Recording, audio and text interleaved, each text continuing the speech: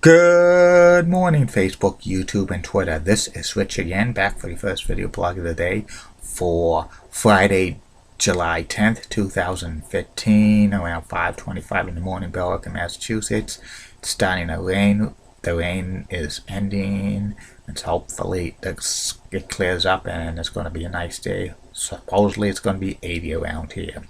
Some news to report: the West Virginia Bears crushed the Lowell Spinners by a score of 12-3, and the Red Sox did not play last night, so tonight they're going to be facing off against the New York Yankees. Big 3-game series. That's about it on news.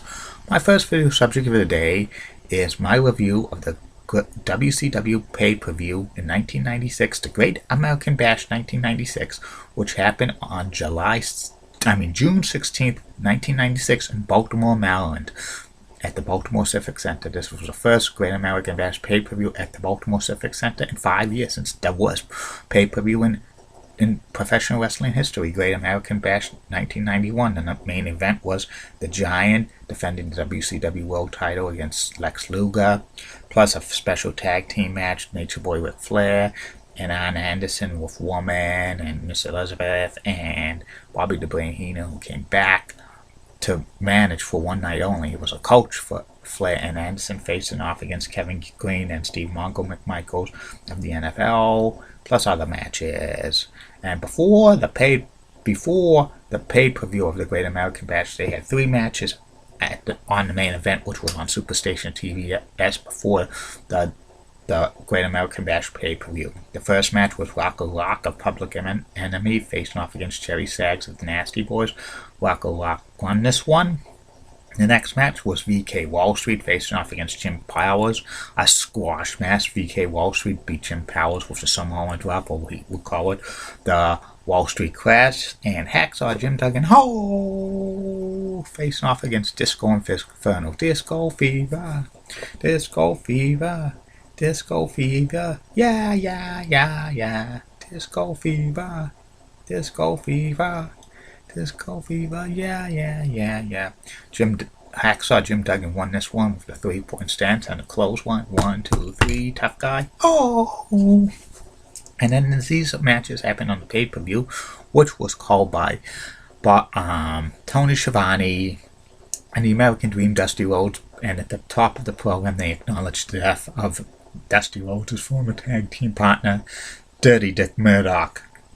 They were part of the Texas Outlaws. The first match on this pay-per-view was #1 contenders match for the WCW World Tag Team Championship, and it was the Steiner brothers, Rick and Scott Steiner, facing off against Fire and Ice Train, and Scott Flash Norton.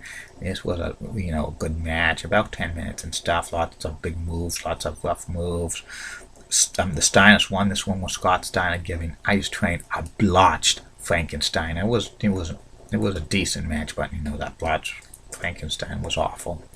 The next match was for the WCW United States title. It was Conan facing off against El Cato, who was from Mexico, and this was about a 6-minute match.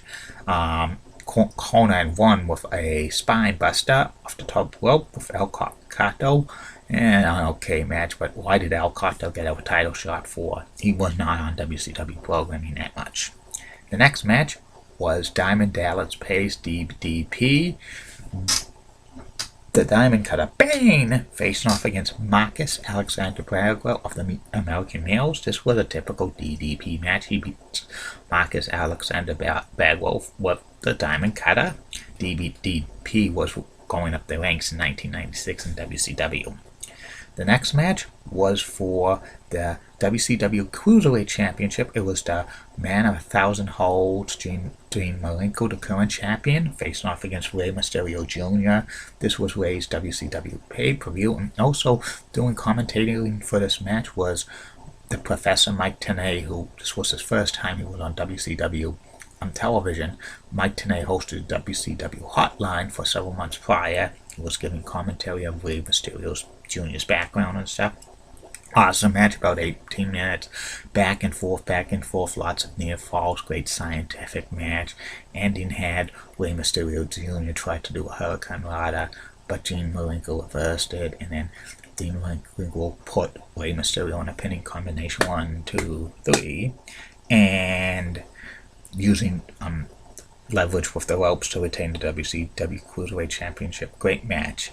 The next match was John Tenta facing off against Big Bubba Rogers of the Dungeon of Doom with the Mouth of the South Jimmy had. A few weeks prior, John Tenta was thrown out of the Dungeon of Doom, and then he had a match against the Giant on Nitro, and the Giant won, and Big Bubba Rogers shaved half of John Tenta's hair.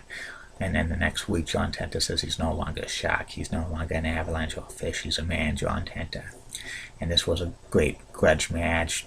John Tenta went with a slam over Big Bubba Rogers, and then afterwards he cuts part of Big Bubba Rogers' beard. Pretty funny. The next match was a Falls Count Anywhere match. It was the Quicklift Chris Benoit facing off against the Taskmaster Kevin Sullivan with the Mouth of the South Jimmy Hart. And before this match, a couple of weeks prior, they were teasing Arn Anderson about like great sighting with Kevin Sullivan and stuff.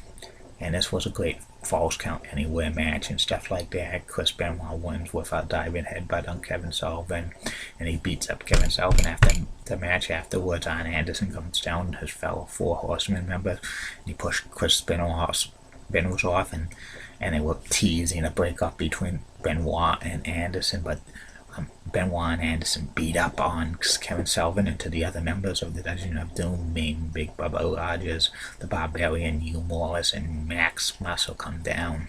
Great match. And then they had an interview segment with Eric Bischoff, and he interviewed two outsiders, Scott Hall and Kevin Nash, and Eric Bischoff was saying that they were going to be facing off against 3 WCW wrestlers at the Bash at the Beach, and also Eric Bischoff says, "Do you work for the WWF?"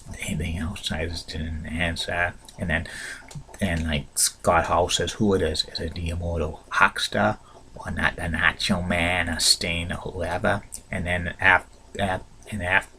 and when Eric Bischoff was going to say who it was, Kevin Nash attacks Eric Bischoff and gives him a power bomb through the table off the stage. Was pretty amazing and stuff.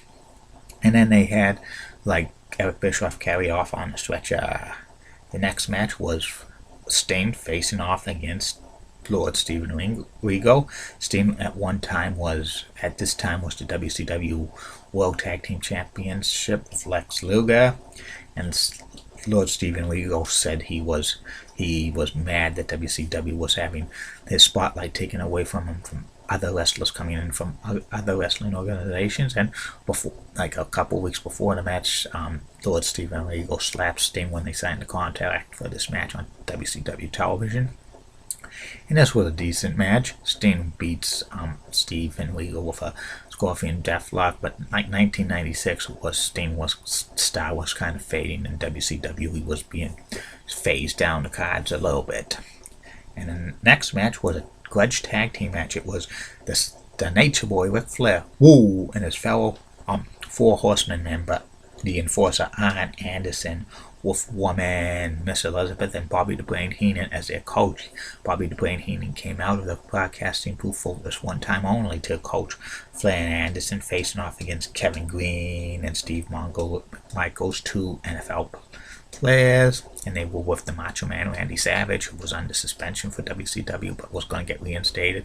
Part of the storyline, and Terry Green, who was Steve McMichael's, who was Kevin Green's wife, and Deborah McMichaels, who was Steve McMichael's wife, and they were dressed up as cheerleaders and stuff. And this was an awesome match, back and forth. Halfway through the match, Woman and Miss Elizabeth, they chased Terry Green and Deborah McMichaels out of the building, out of the ringside area. And then later on in the match, Deborah McMichaels is dressed in an evening gown and stuff like that, has a briefcase, and Steve McMichaels to stop the match and stuff, and then she opens up the briefcase and it's a Four Horsemen t-shirt, and then Steve Mongo McMichaels hits Kevin Green with the Hallenberg briefcase, and then Flair pins Green for the 1, 2, 3. Steve Mongo McMichaels is the new member of the Four Horsemen, and after the match, they do a attack on Kevin Green, and Macho Man Randy Savage. Chris Benoit comes down to Crippler, and all Four Horsemen beat up on Macho Man as well, and Bobby the Brain slaps Macho Man Randy Savage as well. It was an awesome match and an awesome turn, in my opinion. And the last match was the main event for the WCW World Title. It was the Giant of the Dungeon of Doom with the Mouth of South Jimmy Hart facing off against the Total Package Lex Luger, who was one half of the WCW World Tag Team Championships and one half, and also the television champion at this time. And about 2 minutes in the match, Jimmy Hart tries to interfere, but Sting chases Jimmy Hart away. It was awesome match back and forth. Luger puts the Giant in the torture rack, but the Giant escapes, and then the Giant gives Lex Luger the choke slam and pins him 1, 2, 3 to retain the WCW World Title. And this was a great pay-per-view. It was better than the previous 3 Great American Bash pay-per-views. Solid matches and stuff like that. A lot of great twists and turns and stuff.